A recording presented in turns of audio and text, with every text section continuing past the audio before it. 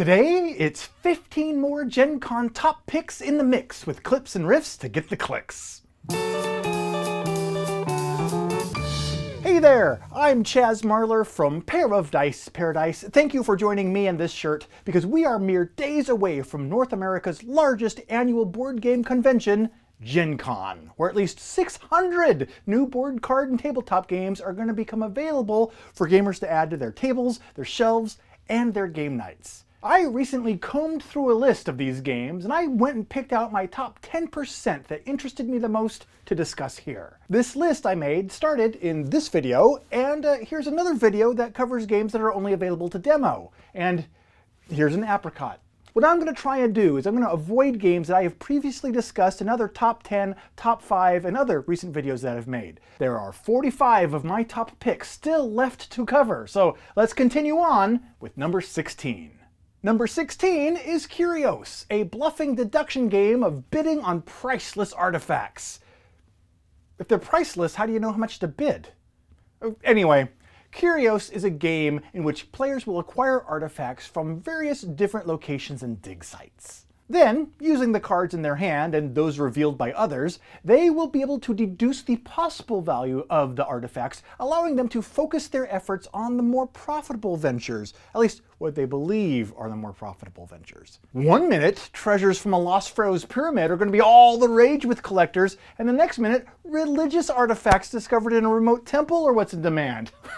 People are so fickle when it comes to priceless, irreplaceable artifacts. Kurios is a game of worker placement, deduction, and bluffing, and it's simple and quick. In fact, the marketing blurb on the website says that this game is quick to learn and even quicker to play, which could be cool unless it takes, 7.5 hours to teach. Then you haven't really gained anything, have you, Kurios? Still, I am obligated to proclaim that I remain curious for Kurios. I don't even know what I'm complaining about because I wrote that.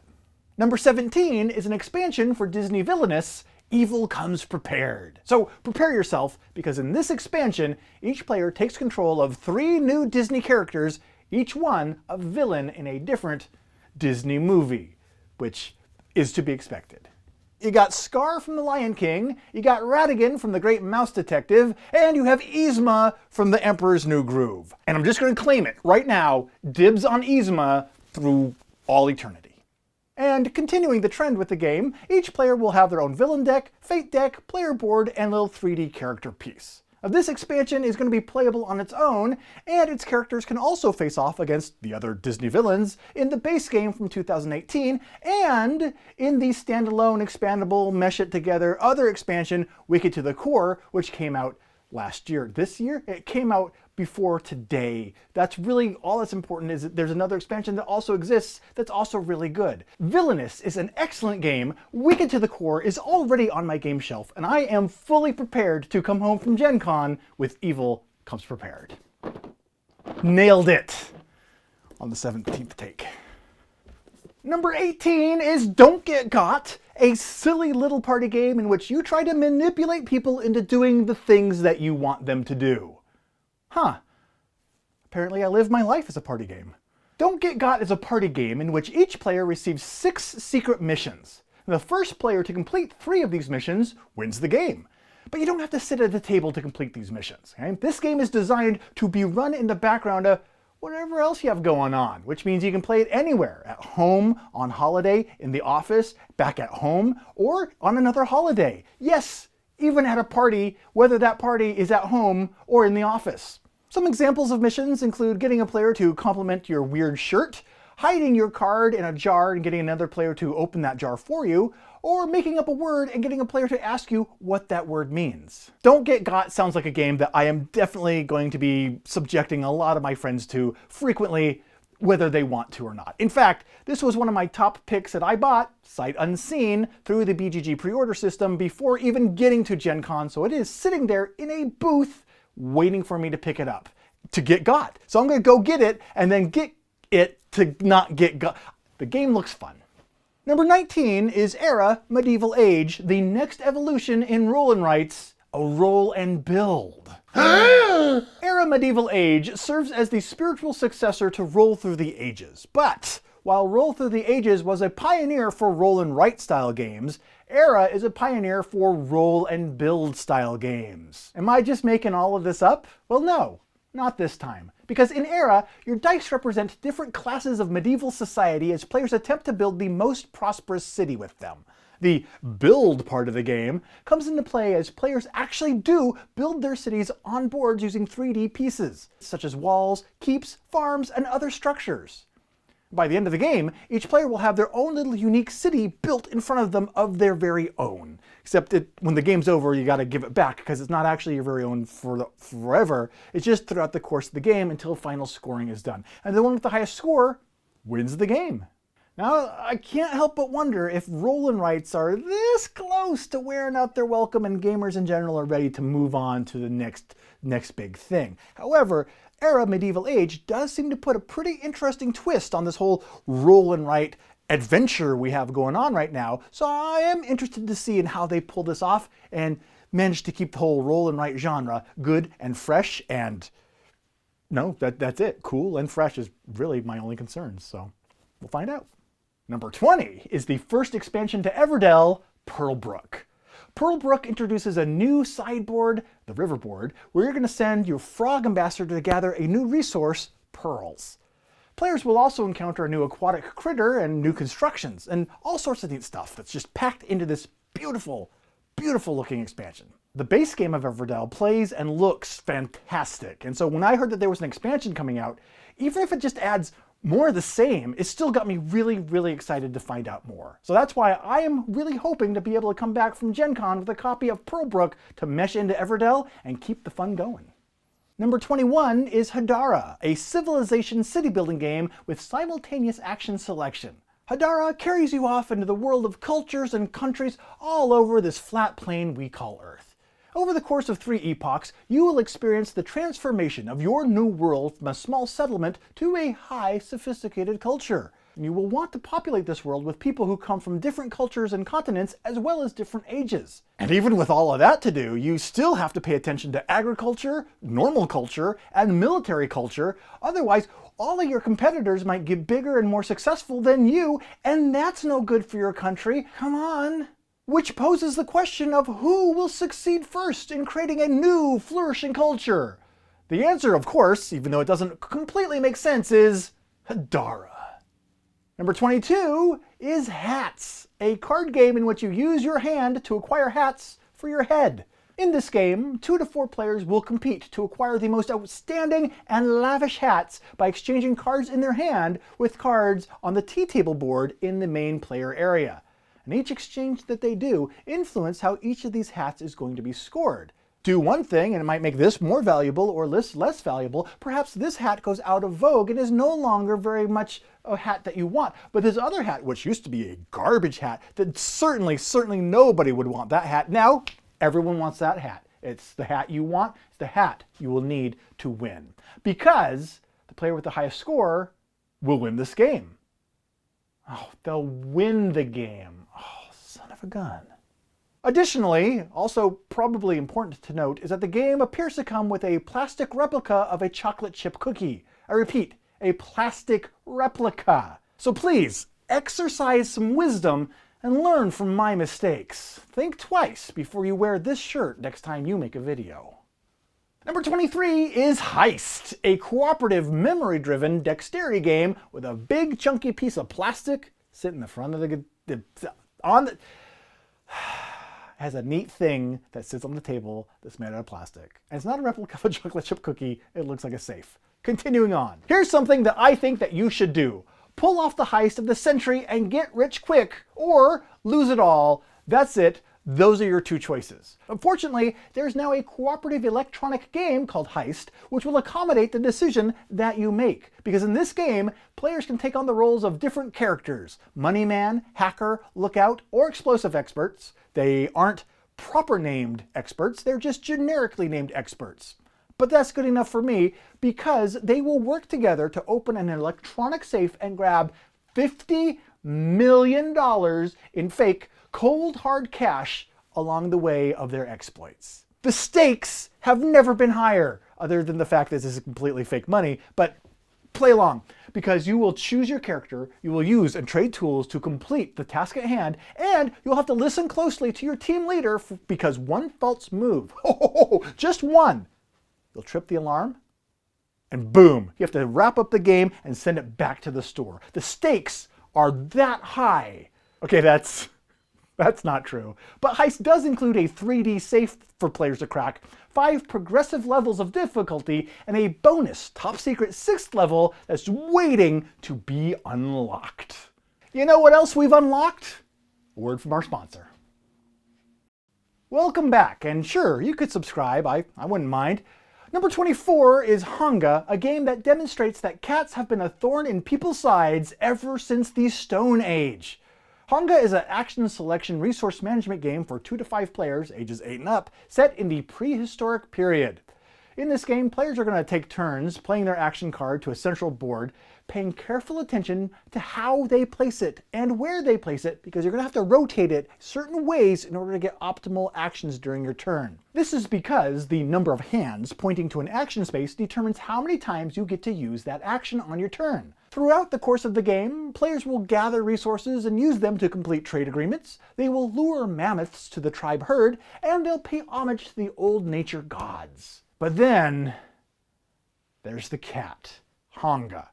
Because if you don't leave at least one of your action points allocated to Haga's den, he's going to come and steal some food from you. You gotta pet this cat, or the cat comes and takes your stuff. Oh, who does that remind me of? Oh, I know, every cat I've ever known, but they're still fuzzy and cute. So all in all, while playing this game, players will need to balance between keeping Haga at bay and using their limited action points effectively. I got a chance to actually play a game of Haga at the Gamma Trade Show back in March, and it was fantastic. It's an entry-level family game, but man, it really still can have some bite and real competitive nature to it if you really want it to. Haga is definitely worth checking out at Gen Con, so if you're there, then go do. Yeah. Eloquent.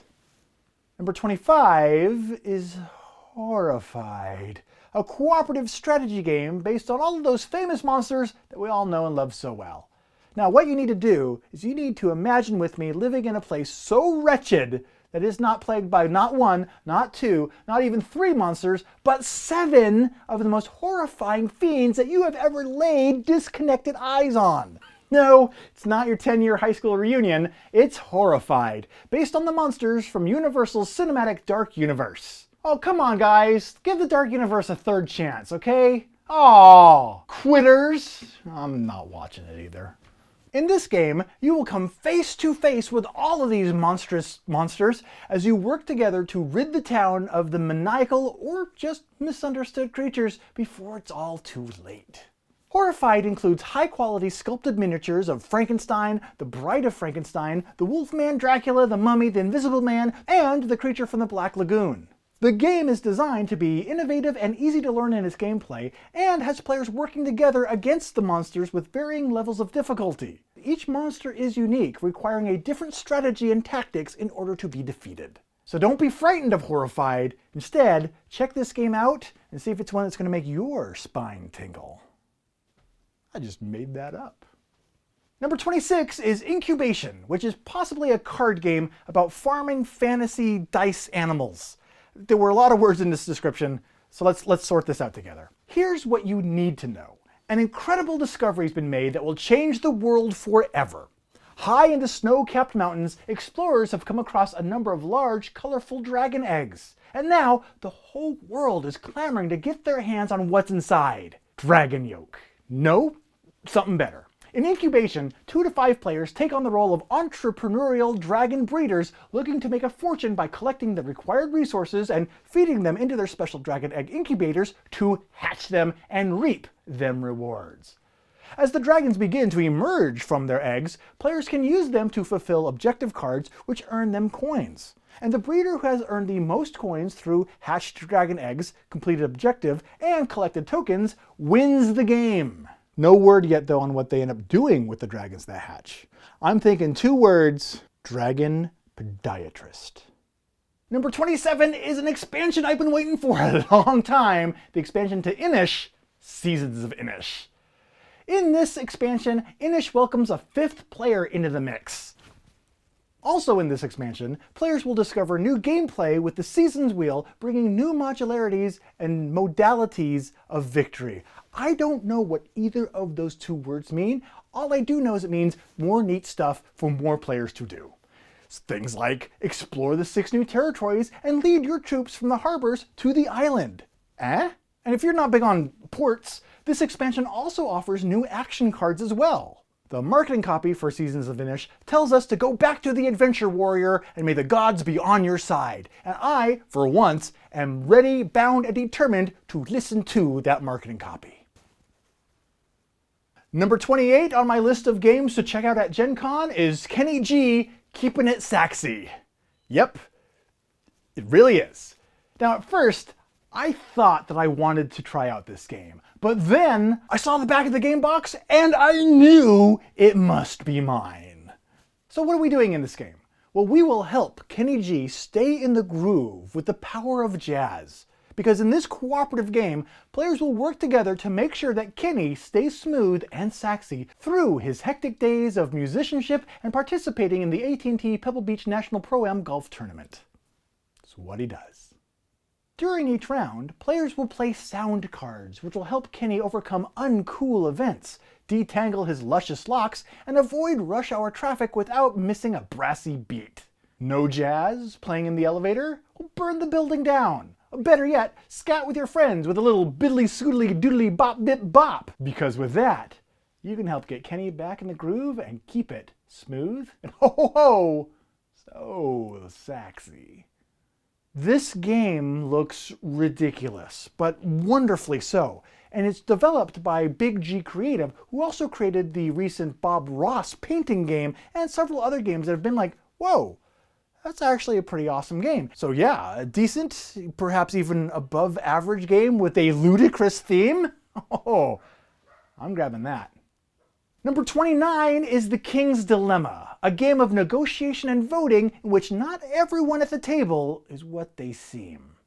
The King's Dilemma is an interactive narrative experience with legacy elements featuring several branching storylines leading to many different possible finales and an evolving deck of event cards at its core that kind of manage the whole experience. In the game, players will represent the various houses leading the government of the Kingdom of Ankist, who have the responsibility of keeping the kingdom going, while also seeking an advantage for their own particular house.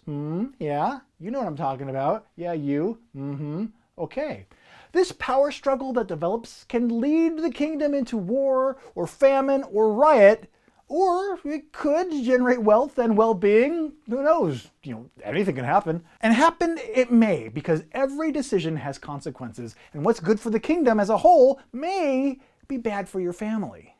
Now, I haven't actually been able to find a lot of information about The King's Dilemma going into Gen Con, so I'm hoping to do a little bit of recon and information gathering while at the convention to really find out if this big, huge, substantial game is worth bringing back with me. For now, I'm just getting ready to go into Gen Con with my fingers crossed saying, oh, King's Dilemma, please, please live up to my expectations.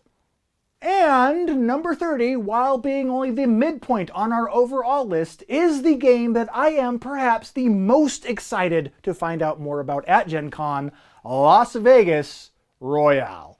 Many people know that the original dice game, Las Vegas, is one of my top 5 favorite games of all time. Easy. And this is a deluxeified version of it that takes it to the next level. Las Vegas is an easy-to-learn dice rolling game that includes 6 cardboard casino mats, one for each side of a normal 6-sided die. Bing! Here's what I know.